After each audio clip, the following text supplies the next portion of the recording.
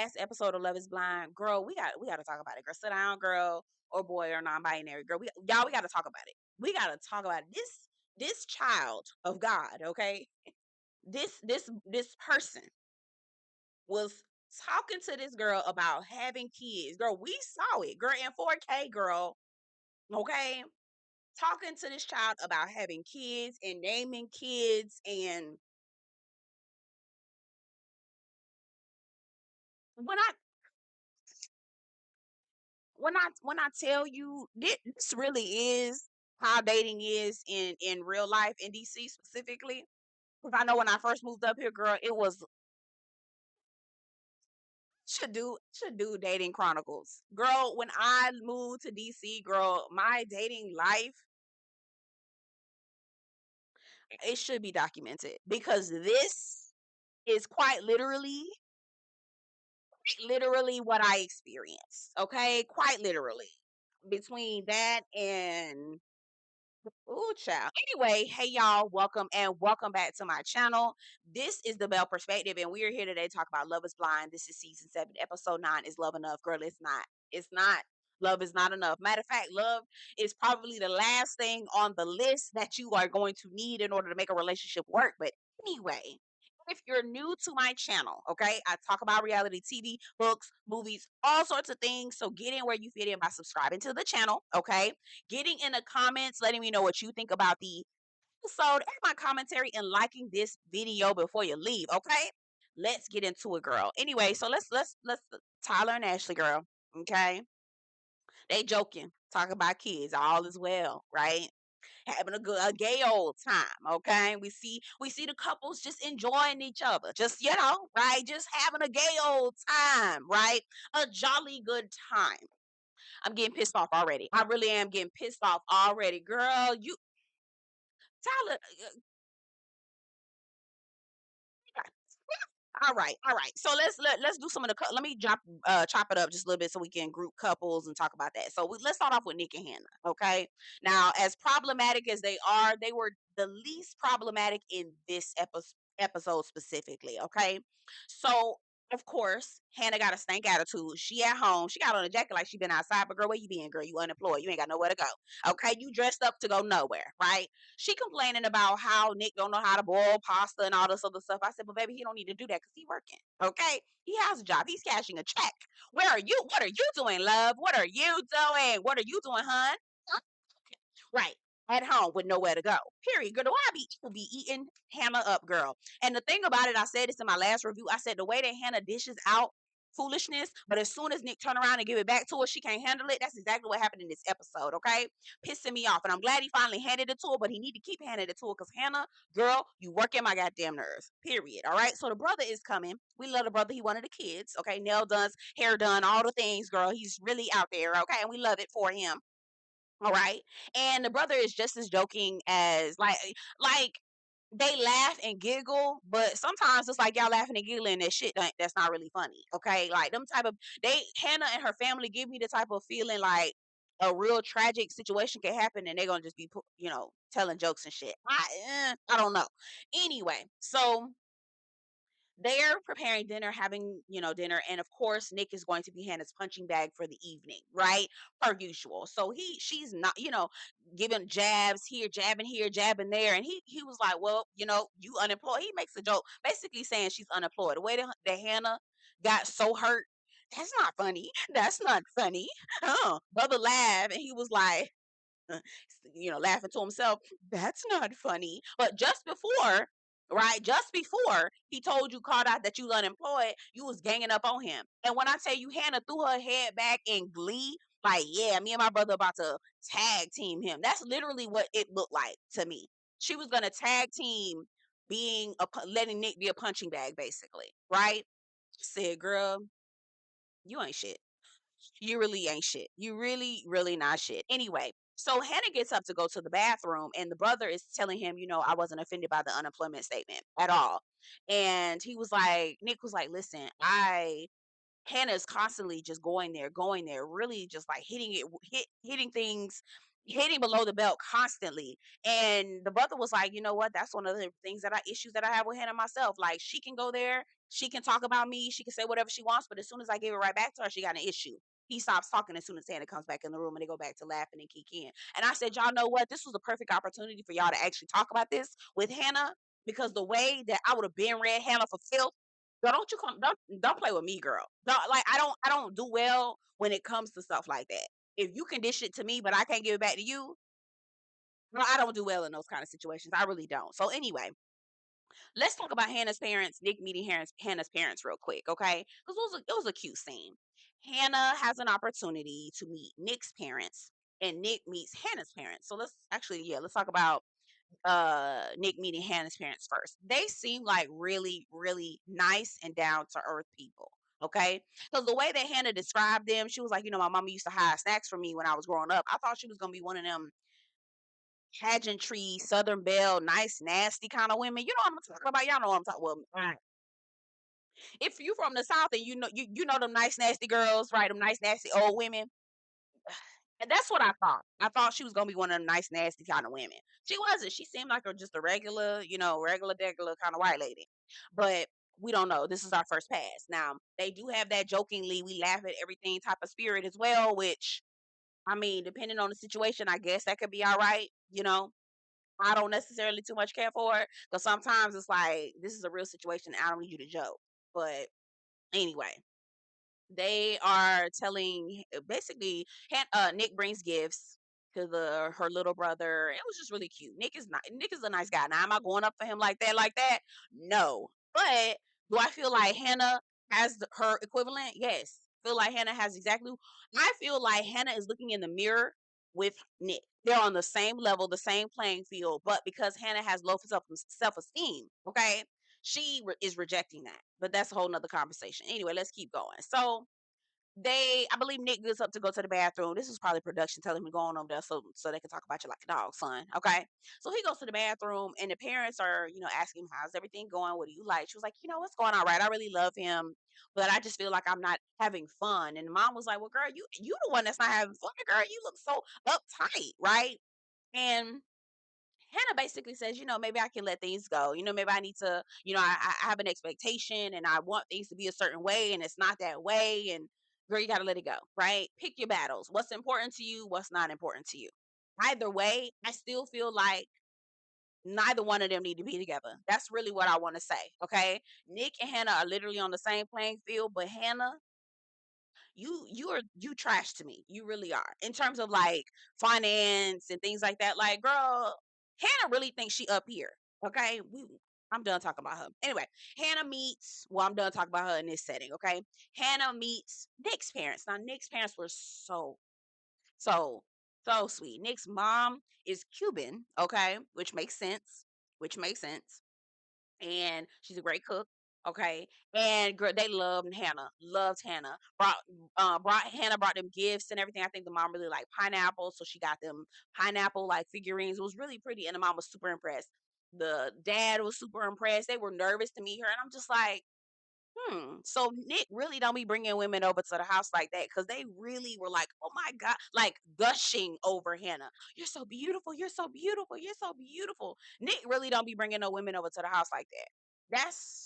That's interesting to me. And I mean, not that I think he'll play a player for them Himalaya, but I could tell he don't be bringing nobody over to the house like that. So anyway, they Hannah's mom or Nick's mom and Hannah have an opportunity to talk to each other. And there was a moment where Hannah was talking about how she grew up differently than Nick, and her body language was so unsettling to me. She couldn't make eye contact with the mom. What I wanted the mom to do is to like suss it out. You know what I mean? Like, I wanted her to pick it up on the radar, but I feel like the mom was too infatuated with their son actually finding somebody, because Nick don't bring nobody home, that she really couldn't. Her radar really wasn't working.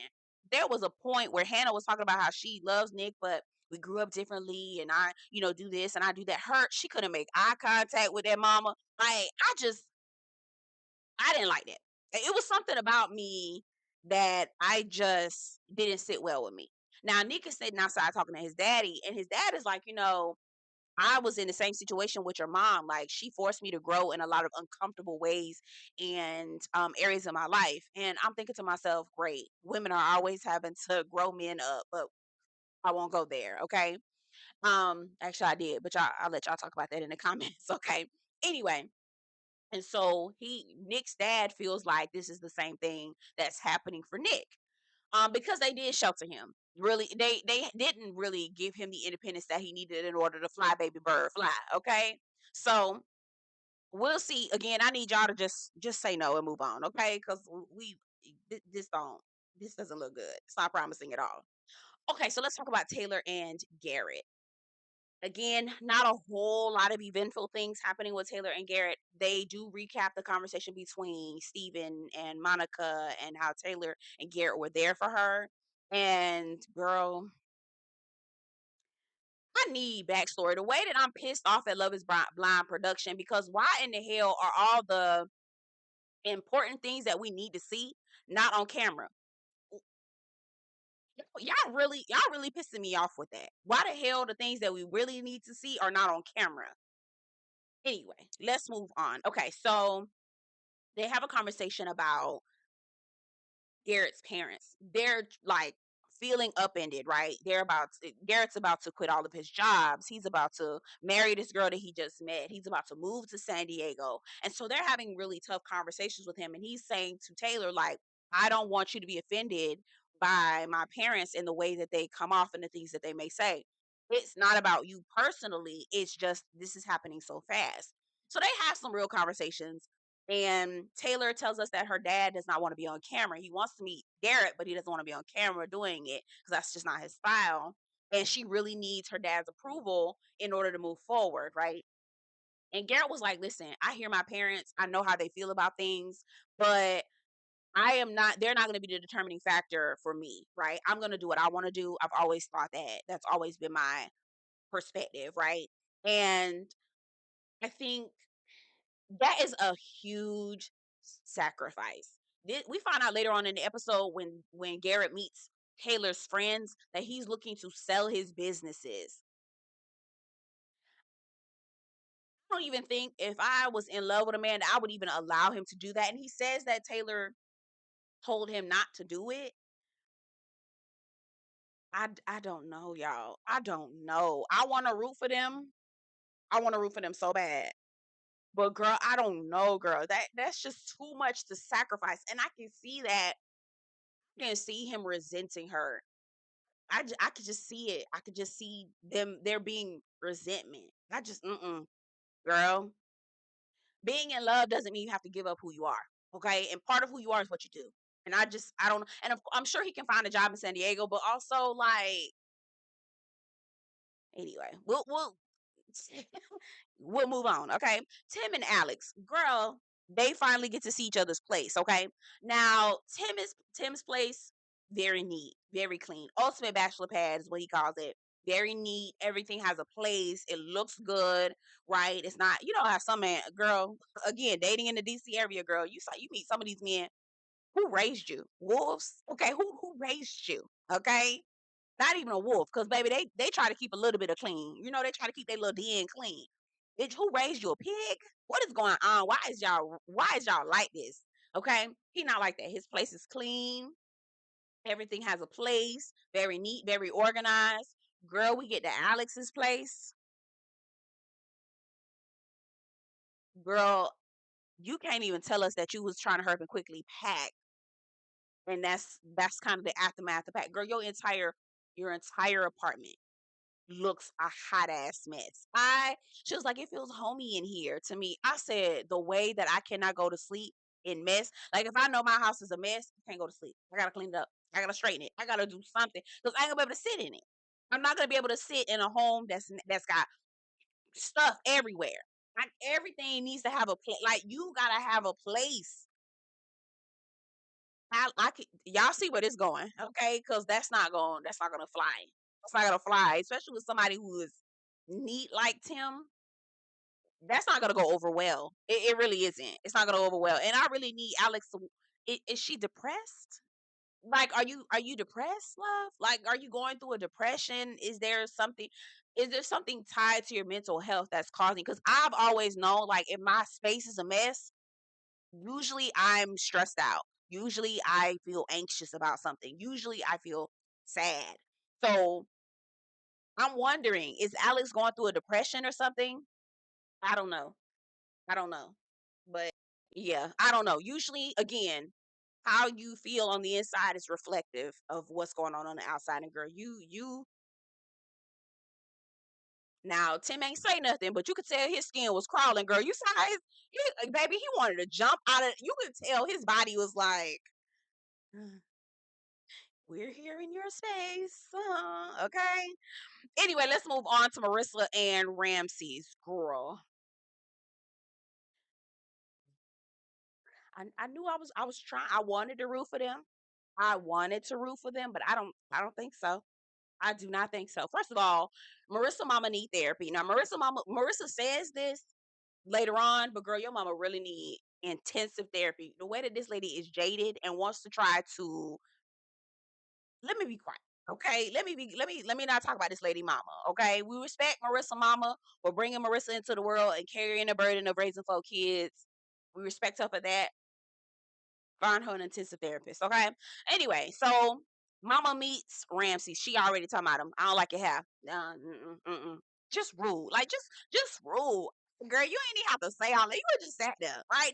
This Marissa man. It's not your man. Like, I don't care what my mama and them my man look like. I don't got to date him. Okay. I don't care what my sister and my man look like. I'm not with him. Okay. That's your man, girl. He look like that girl. That you gotta answer to that girl. Okay, your oven got to get heat up off of that. Not me. Okay, not mine. My oven, dog. I'm good. Okay. Anyway, so they talk about, oh girl. First of all, they threw their mama under the bus. About she got 3 and 4 different baby daddies. I said, oh. Now if I was if I was gonna be on some trifling treacherous shit, I sure would have threw that back up at her. Like, ma'am, how you judging me and not having a college degree when you got 3 baby daddies? Okay. But we're not gonna do that. Okay, we're not being treacherous. We're not gonna be that way. We're not gonna act that way. Okay, we're not gonna do those things. Okay. But I really was thinking that. I said, not you judging this man being a college dropout when you got 3 baby daddies sitting up him. Okay, 3 and 4 baby daddies. Okay. Anyway, so they she basically accuses him of trying to take Marissa for her money. You ain't finna be trying to take my daughter's lawyer money. She worked real hard, all this other stuff. And I was just kind of like, girl, relax, okay? Relax. And I'm not saying that Ramses isn't possible or capable of doing that, but I also think that relax. Okay, she ain't even graduated from law school yet. Relax. Okay. She, again, probing him some more. We find out that Ramses is a college dropout. He left college because his father had passed on. And he really didn't have that focus, right? I will say that if you are able to live on your own in DC and you're not living in no shanty, no shanty ass apartment, no shit like that, then you doing all right. You really are, to me. Like, if you can live on your own in DC and you not living in no damn shanty, girl, you okay, you're doing all right. Um, but yeah, we talked about him being married before. She was just her mother was just rude like the entire time. Oh, you're gonna talk to me about marriage? Like, well, girl, she's like, you trying to paint yourself to be a saint. Did y'all mutually depart or what happened? Right? They mutually decided that they wanted to go their separate ways. Wonderful. But my other thing is, like, ma'am, you sitting up here judging this man about life choices. Okay, you got some nerve. Anyway, at the end of the day, Marissa's mom says, you hurt my daughter, I'm gonna chop your balls off. I said, oh, okay. Okay. Okay. See, that's where I feel like I would have gotten rude. Okay. That's where I felt like I would have gotten rude. Ramses. That's wonderful. Okay. Now later on at night they're having a conversation. And they kind of chopping it up, basically recapping the night. My mama need therapy. We know. Okay. Intensive therapy. No shade to her. Okay.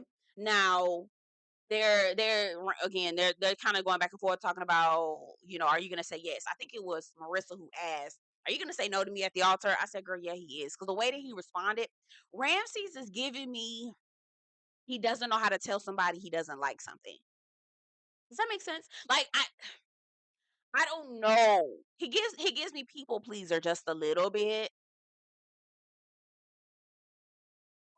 I don't know this energy with Ramsey. I can't even label it, name it, but something is amiss with Ramses. I don't like it. Okay. I'm not trying to be funny. I really wanted to root for all the black and brown people, but girl, mm-mm. Something is amiss. Okay. She says, are you gonna say no to me at the altar? He was like, no, babe, I'm locked in. There was hesitation in what he said, girl. I wasn't convinced. But if Marissa believes it, great. Okay, wonderful. So let's talk about timeline of kids. And they bring up the birth control conversation. And she was like, I don't want to be 37 having kids. He wants to wait, right? He wants to wait 4 years to give them time to like get to know each other, enjoy their marriage before they bring kids into the world. I agree with that. Get to know your spouse, because bringing kids in, girl, can definitely throw a monkey wrench in your shit. I'm not even gonna hold you, okay? Now again, I don't have no kids and I don't want none, but I've seen it happen. All right. Quickest way to get rid of a man is have a baby by him. Okay. And that's real talk. Okay. Um, that's real talk. So she was like, no, we can do like 2, 3 years. He was like, no, we're not trying to do all that. She was like, okay, so I might have to go back on birth control. And he was like, okay. She was like, but I really didn't want to do that. Now, this is what's pissing me off about this situation. Ramses wants to have raw sex. Okay. He want to raw dog it. Right now, they're risking it. Okay. They raw dogging it and pulling out, basically. Okay. He says he was like, maybe we have to do condom sex. Now, mind you, he's the one that brought up condom sex. Okay. She was like, okay, I'm fine with condom sex. He was like, are you really fine with condom sex? Because it's not really enjoyable. She was like, some of the best sex I've ever had was on a condom, right? He was like, it's not really that great, right? She was like, well, I'm not about to go back on birth control. He says, I don't really want to do condoms. So, sir, if you're the one that doesn't want to have children, then maybe you need to figure out what you're going to do in order to control your sperm. Okay? Why don't you talk to your doctor, Ramses, and figure out what you can do to figure out how your sperm ain't gonna get this girl pregnant, since you're the one that doesn't want to have children outside of a 4 year window, and you're also the one who also wants to have unprotected sex, which leads me to believe, question, and wonder, when's the last time you had sex with somebody outside of Marissa? And was it raw? Are we checking? Are we checking for STDs? Love is blind. Are we checking for STDs? Because girl, what is happening? Okay, he talking about he don't like condoms, sir. So are you? When the last time you had sex? And did you not have condom with somebody who you just had sex with? Baby, what's going on? Because you not married no more. Okay, you not married no more. You gave that marriage up a while ago, so you've been single for a while. I'm assuming that you still having sex. So are you having condom sex or non-condom sex? And when the last time you got tested, baby? I can't. Proceed with caution. The way I would have been asking all of those types of questions, Marissa should have been asking these kinds of questions. But I really want to know, Love is Blind, are y'all STD and STI testing these motherfuckers? Because baby, they is. Because I know y'all not doing psychological evaluations on these motherfuckers. Because look, we got Steven and we got Tyler, crazy ass. We about to get in this motherfucker. What is going on over there, y'all? So I know y'all not doing psychological testing. Are y'all doing STD and STI testing? Ay, ay, ay. Girl, good God Almighty. Good God Almighty. Let's move on. Let's move on. Let's get into Ashley and Tyler, girl. We see them sitting down, and it's this dramatic, the same way that Monica and Steven were sitting down. That's what we see. We see the same dramatic music, the same dramatic stares. What the fuck going on over there? Okay. And how the hell did she find out about this? And why the hell was it not on camera? Okay. Y'all dropping the ball and I don't like it. I don't like it. Y'all dropping the ball on this shit and I don't like it. Okay. So as she's talking, because she kind of beat around the bush a little bit, she gets to the part where she's like, we've had conversations where you could have brought this up, right? We've had multiple conversations. You talked about saying that you want to marry me. It's like, yes, I've said I wanted to marry you. She's like, not only did you say you wanted to marry me, but we talked about having children. And in that, you did not think to tell me that you already have 3 children. Now you allegedly, now he said to her that he helped someone, a couple, have children who could not. She said, you have not produced any documents to show me that that's the case. That's how I know. I said, he lying. He lying. First of all, if that's the case, I would have been. Why would you lie about not saying that? Why would you hide that from her if you were just helping a couple? You were just a sperm donor. Why would that be why would that be something that you felt like you needed to omit? And you still haven't been able to produce documents. She said it. To this day, you still haven't produced documents. And apparently this is with someone that you was with. Girl, he done got somebody pregnant. And this leads me back to when he said, people gonna come out of the woodwork. I said these motherfuckers they be warning you. They be warning us. They tell us. Okay? Steven said it in the pause. I slid in this girl's DM and all this warning us down to the Mexico. Tyler was like, "Oh, people gonna come out of the woodwork and say all kind of things." Girl, what the fuck they finna say, nigga? What are they going to say, girl? What they gonna say? God damn it! Oh God, I was so pissed off. Then this motherfucker had the unmitigated gall to turn around and be like, your feelings are valid. Yes, I have been there. Bitch, your feelings are valid. I understand. I'll stop fighting when you tell me to stop fighting. Yes, I have been there. Bitch, first of all, nigga, I don't need you to rationalize my fucking feelings, okay? Because if your ass could rationalize motherfucking feelings, your ass would have been able to rationalize why the hell you needed me telling me the truth, okay? From the get-go, from the jump. Okay, don't rationalize my shit up in here. Okay, I don't need you to talk to me like you a therapist, nigga. You the one that fucked this shit up. You the one that omitted. You the one that didn't tell me what was going on with your sperm, with your skeet. You ain't say nothing to me, so don't rationalize my shit, okay? Baby, the way he would have got cussed out, bitch, don't talk to me. Out of here. I don't have nothing. Go away from me with this, okay? Girl, your feelings are valid. Your feelings are valid. I'ma stop fighting when you tell me to stop fighting. Nigga, jump off a cliff. I don't have time for this, girl. Be in traffic. Okay, play with somebody else. Okay, play in traffic. Don't play with me. All right, play in traffic, nigga. Don't play with me, baby. Ashley, pack your things. Okay, if you have not already packed your things, grab your things. But you know what? Ashley not gonna pack her things. You know what? She done hugged up on this man. So I love you. I love you too. Yes, I have been there. Bitch, girl. You don't even know. He got 3 kids, girl. 3 children. 2 girls and a boy, girl.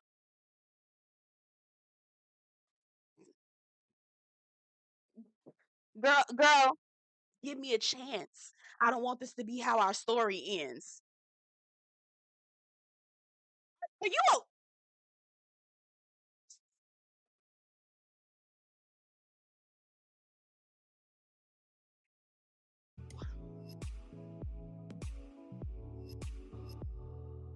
Tyler, okay? Tyler, don't play with me. Do not play with me. Play in traffic. Play in traffic. Do not play with me. Okay? Anyway, y'all get in the comments. Child, it's getting spicy. We're about to see next week what's going on when it goes on, girl. Get in the comments. Let me know what you think about the episode. Don't forget to like this video before you leave, okay? And to get in the comments, all right? And subscribe to the channel if you haven't already, girl. All right, we'll talk to you. I'll talk to you later. Take care. Usually I don't do this often, but since recruiting isn't an option due to unusual rain and thunder, baby I wonder, would you just put your sweats on for me? Yeah. I got the plug.